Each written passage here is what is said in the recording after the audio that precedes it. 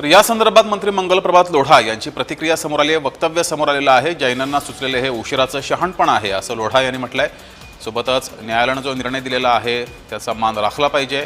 जैनांनी आंदोलन केलेलं आहे, आंदोलन चुकीचं आहे असं सुद्धा लोढा यांनी म्हटलंय।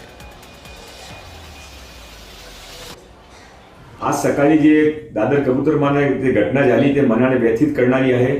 काल महाराष्ट्राचे मुख्यमंत्री माननीय श्री देवेंद्र फडणवीसजीने मोठी मीटिंग घेऊन सर्वांचे ऐकून योग्य मार्गदर्शन केला होता। त्याचे अंमलबजावणीसाठी आपण प्रयत्नशील होते।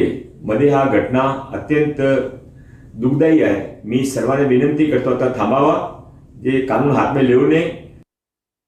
कबूतरखाना दादरचा हा 93 वर्षापूर्वीचा आहे आणि आता या 5-7 वर्षामध्ये असं संशोधन झालंय की कबुतरांच्या विष्ठेमुळे किंवा कबुतरांच्या पंखामध्ये असलेल्या काही जीवांमुळे दम्यासारखे आजार होतात।